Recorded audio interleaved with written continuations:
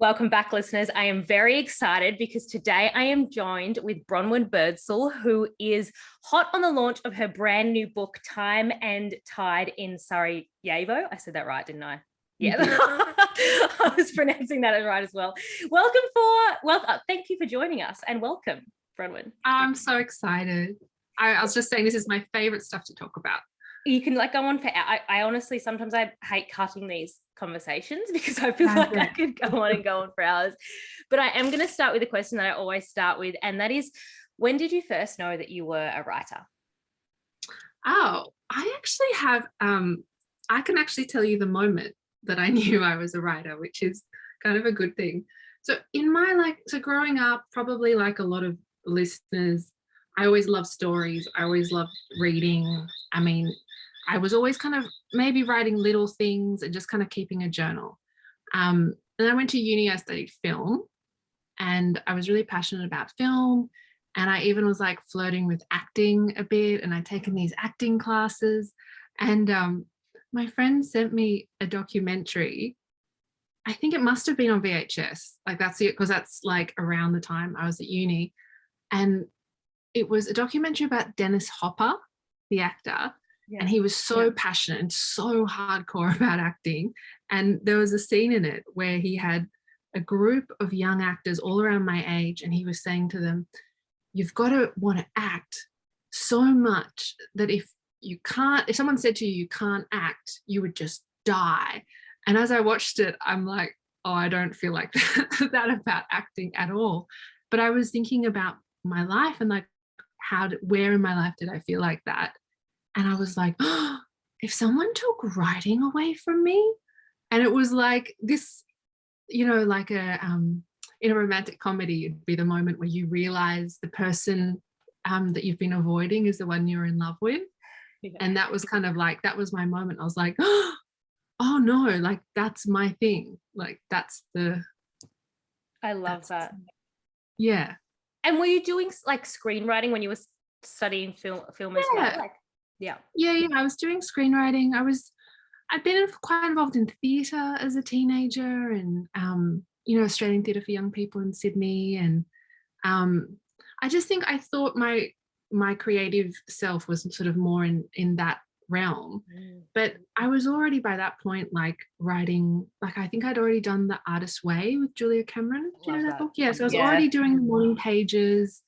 It was already kind of a big part of my life. Yeah, I love that you brought up The Artist's Way too, and I will ask for your book recommendations later on, but no one's actually, I don't think that's been mentioned yet. And I think it's maybe it has. People's usual book is Big Magic by Elizabeth Gilbert. Everyone raves about that, but The Artist's Way is something just I absolutely recommend. But when you got to that moment of like, wow, this is my thing, what was the journey from there to writing novels? That's probably like a good hour. In a condensed version. Obviously a condensed version. I think I kind of think of writing in like two ways. So I have like my personal writing, which is probably more like, the morning pages and then I have my more kind of creative writing, which is more, I guess, in the end, something that you hope someone else will read, right? If that was the differentiation. So like morning pages is just like a given, like that plods along every day, right? That's the thing I've always done. But in terms of like creative pieces, it's weird. I think I just kept trying for like, I'm now 39. So like, it's quite a long journey. And so I think I just wanted to be good at it. I think this was the thing. I wrote so many short stories that I never submitted anywhere. I lived overseas for many years, and the same thing. I was sort of just always trying it out, but kind of also realizing, like, do you know that theory about the gap between your taste and your skill? There's this great. Oh my gosh! Please go into that. I haven't heard of this. I think it's Ira Glass, but I think it is him. He's the guy who hosts This American Life. He had this thing about, I wish I knew the quote exactly, but it's basically, don't be intimidated by the fact that you're you know, when you're writing something and you know it's not working or whatever creative act, and then there's a big gap between your taste, like the things that you look at and think, wow, that's great, and your ability, like don't be discouraged by that gap. Yeah. Because, you know, you have, it's a craft. You work up to it. And I think there's a moment I imagine most writers have where, especially if you've got a really good idea and then you write it down and what's on the page doesn't reflect what's in your head, right? There's that. And I guess I spent a lot of time just working at it, just learning, kind of giving, I tried it, like nowadays I keep things, my drafts, not private, but like I'll keep them to myself and I'll work at it. Like I think I know what I'm doing a bit more, but I used to share it a lot more with my friends and, you know, try to get feedback. And yeah, I want to dive into that too, because you've worked with a lot of different writers centers, and I want to say you've had mentors and things like that as well. How have you gone with that, and where do you learn the best feedback to take on as opposed to not? Because I think writer centers and mentors are amazing when you're in the industry and you want to be able to share things with friends, but sometimes if they're, you know, you might not get the feedback, the best feedback in that position as well. Yeah, and I think even with like professional readers, you know, you might not. It's like I did a program called Hard Copy with the ACT Writer Centre, which was a professional development program for unpublished writers or early career writers, something like that. And at the end of that program, we met with 9 industry professionals who gave us feedback on our about 30 pages of our work. And this is incredibly generous of them. Like it was a really positive experience. But every person had a different and often contradictory perspective to the next. And it was such an eye-opener which isn't exactly answering your question, but like it was such an eye-opener into remembering that, like, when you're in the process of sending out, like when you get to that point where you're sending out your manuscript, like you might have 2, like if I had only listened to say 2 people of that group who weren't as into my work, I might have thought, oh, well, that's it. You know, like as in, but the fact I spoke to 9 meant I had so many different, like it's so subjective. Yeah. But more to answer your question, I would say, I think that's one of the biggest things I've learned is about knowing when to give your piece of writing to who. So like I have one really close friend, which is my friend from high school. She will read my stuff and say, it's amazing, keep going. You know, and sometimes you need the friend that just says like, just keep at it, go. Yeah. And then sometimes you need the person, you've done everything you can. You need someone who'll say, well, this bit doesn't work. But if you get that person too soon, it can crush the... Yeah, absolutely. And you've learned to find the balance between where to go when. But yeah, you're right. It can be an absolute journey in the craft of it. What has mentoring done for you? Yeah, done for you in the process? What's been the biggest takeaways? So I think the thing about mentoring, mostly it's been unofficial, I think. No, I did have a mentorship actually, Byron Writers Festival some time ago. It's also just the feeling of having someone invested in your work and having someone that's saying to you, okay, you have a voice. Let's see how it develops. Let's see how it grows. And especially if it's someone who you really respect their work, like that can be quite a powerful it's especially from a long-term perspective, because you're sort of like I have one friend, so it's not an official mentor, but who I did a mentorship with in the sense of we were both peers, like we were the same group. And once we had a coffee and he just really helped me figure out my sentences, and just, you know, like I think mentoring can be as simple as that. Like, you know, I was just overriding a little bit and he said, oh, you can cut all of this. Yeah. And see, that's a really powerful mentorship experience. Yeah. It's not necessarily like a... Yeah. And it's those little things that you can't always pick up in yourself until someone else reads it, and then you're like, oh, and then you can't unsee it as soon as you start to see it that way, which is super beneficial. So yeah, how many books have you written? Was Time and Tide your first initial novel? And yeah, what was your journey of that? And another side question on that. What made you want to run with this story? What, I'm sure being a creative, you have thousands of different ideas of where to go, and it's like, no, I'm really going to run with this one. So I did work for a long time on sort of a memoir, or like narrative nonfiction, they call it. So it wasn't like a straight memoir about when I did live in Sarajevo, in the capital of Bosnia and Herzegovina. And I mean, I tried to make it work, and at some point I realized it wasn't working. So I would probably call that the first book I wrote, because I did reach, and manuscript length and things like that. And then, but I never really admitted to myself it wasn't working. But I have this like very clear memory of sitting in a cafe doing my morning pages before work, early in the morning, and I just had this idea of these two characters, and they sort of just, but it just sort of like, I think I was sort of very early, like half awake almost, having my coffee, and only as I was like writing the scene, I realized, I'm like, hang on, this isn't true. Like one of the characters was a politician, and the other character was kind of theoretically me, but she wasn't reacting the way I was. And then I was like, oh no, this isn't memoir. Like, this isn't for my book, the book I was working at.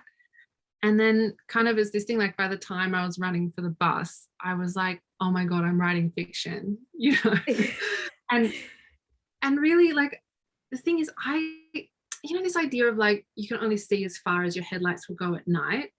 So I think I was just kind of following that story for a while, because there was a few things in it that were just really interesting and a bit exciting. I'm like, a bit of mystery for me as well. Like, how do these people relate to each other? What is kind of the mystery here? And then the plot of the story came very quickly. Like, I kind of figured it out. And then it was like a puzzle to solve. So what I'm saying is that, like, it was a bit like that. I like the idea of the headlights, like I was just kind of going forward. And then it was maybe a month or two into it, and you don't realize it's going to take you, I think it took me 4 years to write, or 4 years until it was signed, because then I, of course, did much more work on it with my editor. But I didn't know it would take that long, obviously. But the whole way through, it was just sort of a curiosity about my characters and about the situations they were in, and also about kind of, so I think all that work on that, call it a memoir, was like the preparation for that. It was my first novel. I had tried very hard to make something else work before then. I love that. And so I just took two things from that. Are you very character driven? Would you say that like characters are what presents to you first, or? Well, sort of. Like, I think so. Like, I think in this case it was, but then it was the characters and then the situation they were in. Like, it was very intertwined. And in some ways, even though my book is kind of thought of as literary, it's got it's plot. Like, it's a very plotty book. So yes, I think characters in the sense of I was really intrigued by them, but it's also like they just appeared on the page fully formed. That's how I felt with them. Like, I felt with most of the characters. And then it's like, in relationship to each other, it's like, then it was just a bit of a mystery to me as well. Just letting it unfold. I think that's the absolute beauty of writing. And also putting two characters into kind of a scene that you've experienced in a way, I guess, of what it was when it started off with memoir. That's incredible. Just for the listeners, do you want to give a little bit of a sneak peek or a little synopsis? And a synopsis of it. So it is a book about a young Australian living overseas teaching English, and the book actually only lasts a couple of days. So it's about 3.5 days in her life, and we follow her as she sort of faces this impossible decision, and it's one that's going to put both her students' ambitions and her friendships at risk. So that's the sort of plot teaser. And I always think the book, though, is about the question, like, how do we go on in a world that feels beyond repair? Like, that's the question of the book. And also, like, how do we become adults? Like this, she's in this moment of grappling with adulthood. So that's a sort of summary. Yeah, that's exciting. And yeah, I can't wait till everyone gets their hands on this. It's a really, really, really beautiful book. Now, what is it? How are you continuing to write other books now? Have you got other stories that you're pondering? And are you finding the inspiration kind of the same by like real world scenarios or? So I heard really good advice while I was in the process of waiting to hear if my book was going to be signed. I think it was Charlotte Wood said, I heard on a podcast say, start your next book, like that it's really important. Don't wait around, like keep moving, keep having something to go on to. So because publishing moves slowly as well. And so I think it's really important to have that advice shared, because it really meant that I did get on with my next book. So I've now got I'm probably on the second draft, I guess you'd say. It is still sort of inspired by experiences I've had. Like, it's about these 3 generations of women in Sydney, which is where I grew up. Yeah. And it's this idea that there's like friendships in each generation, and there's a house that like ties everything together. And it's really interesting because, as I said, the first book is set over 3.5 days, and this book is like closer to a century, you know. Oh, wow. Yeah, generations. That's to the other extreme. And it's interesting because, you know, like as writers, we talk a lot about habits and practices, and I think when I finished Time and Tide, at least before the editing process, I was so clear on what my habits and practices were. But it has changed in the second book. And some of my friends who, I don't know if you found this, some of my friends who've published, 4, 5, 6 books say that every book you kind of need to become the writer that the book needs. And I'm really finding that with the second. Yeah. The way you said, I haven't heard it said exactly like that before, but I have heard people say you need to be okay with change. Well, yeah, I feel it too. You need to be okay with changing yourself for, whatever the scenario or whatever your next book is, because it is going to be, you are tapping into different parts of your creativity, I guess, as well. So, yeah. What have you noticed the most within your routine between both books? I think this book is requiring more patience. And like I said, like also I think now also I know that I have the ability to write a book, right? So there is an element of confidence that maybe I didn't have with the first. But as I said, the first, I really felt like I was almost running after it. It was almost like, and it's interesting because the book has a lot of pace. I was going to say the pace of that, you would be like, yeah. So maybe that's appropriate. Maybe the form matches the content. But this one is a bit more, so I have my morning pages. I usually write around 4 to 6 pages in the morning of fiction, which is something I think I heard Jennifer Egan, the writer, say that's what she does. And I just thought, oh, that would work. It does work for me. But in terms of like now like crafting it, as I said, it's more complex in terms of time. And it's like things are being revealed more slowly is what I'm trying to say. Yeah. So that's what I mean by patience. It's like I'm sort of sitting with it a bit more, probably, going more for walks and like just living my normal everyday life, and then things coming just, when you're doing something else, then the inspiration comes. It's more of that kind of experience. So maybe a bit slower. Yeah. That's beautiful though. I love how things come through like that. It's like they're the downloads that you're meant to write and the ones that you're meant to get, rather than, constantly always forcing the next thing out. So I think that's really beautiful. With do you have anything particularly in your routine other than the morning pages when it comes to writing? Is there anything that you're like, this is this works best for me, or your structure essentially? I just think that the internet and phones are just not your friend with writing. Although again, that's me. Like that, you know, other people might have more self-discipline than I do, but I just think, like, you know, multinationals have spent billions, probably trillions of dollars making us captivated by social media apps.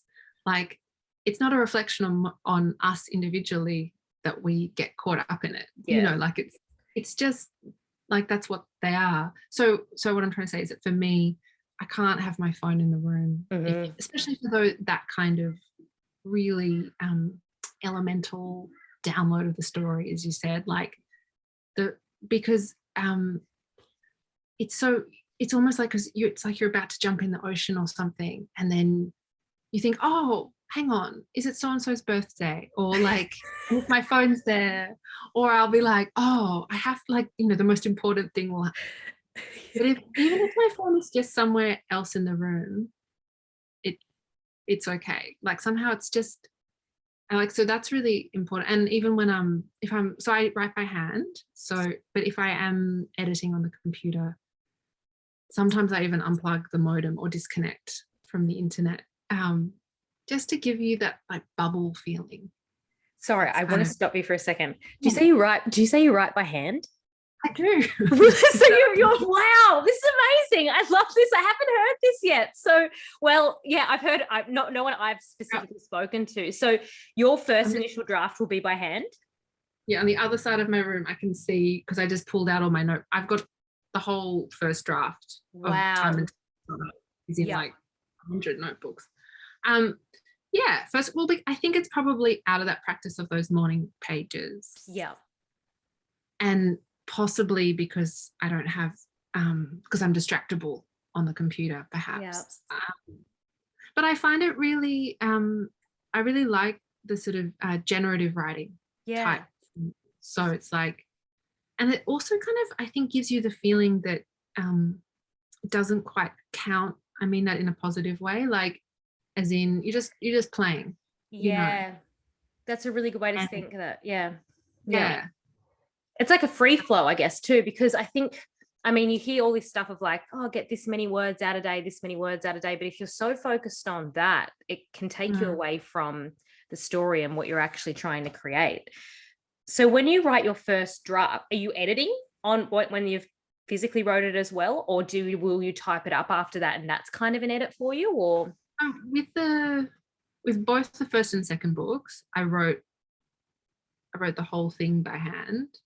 And then typing it was like the next draft. Yeah. And also I have worked as an editor and proofreader. So I wonder, because that part of my brain is really honed, maybe it's also I'm saying the handwriting is really good to stop that kicking in. Yeah. Yeah.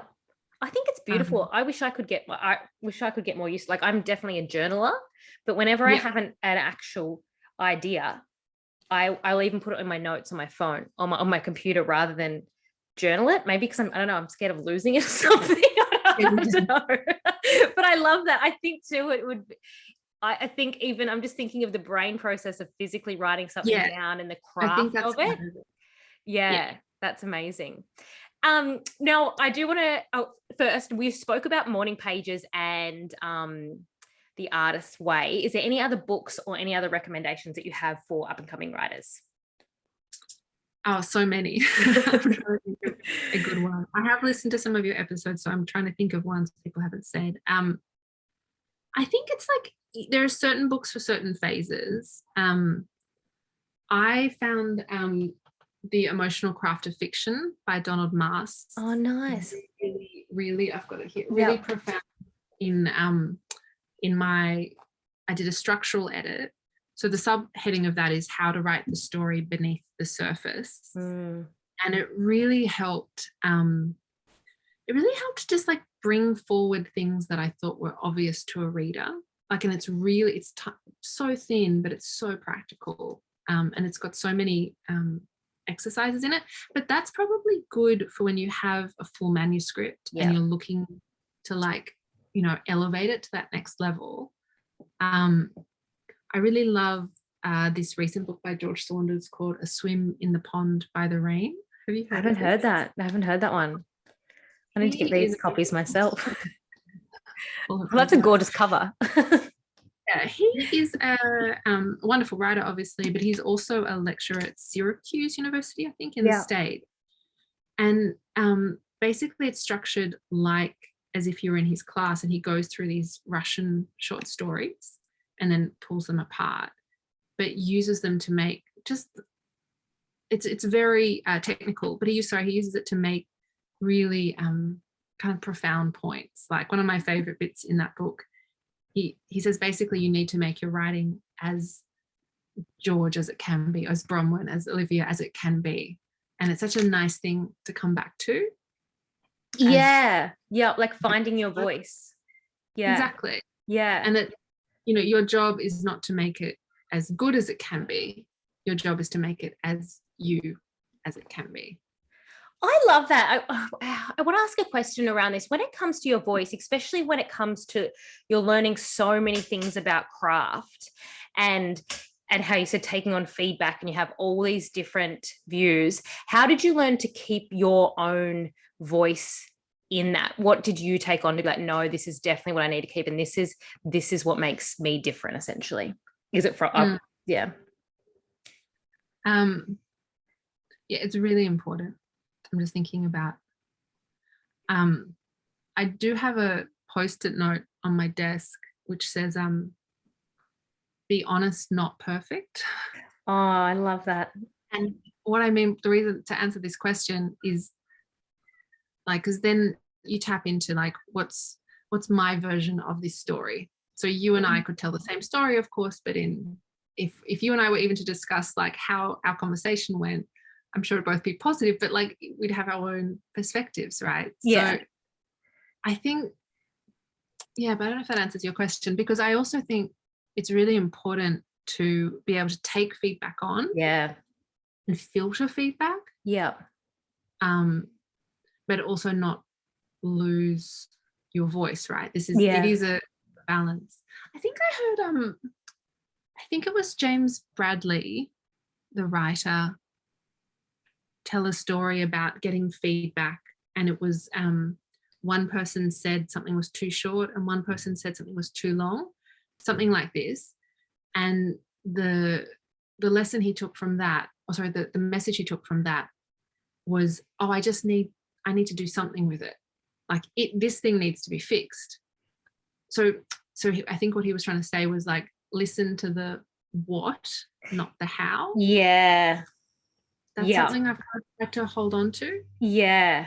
Yeah. It's like listen to where people are coming from, and you can see, okay, there is something that needs to change. And that's how you can put your own voice to it, because you'll start to pick up things and put your and put your own way into it. Oh, that's so great. Do you have any last words of advice for any up and coming writers that you'd love to pass on? Well, honest, not perfect, I think is the thing. That's so beautiful. I always say that, say to myself.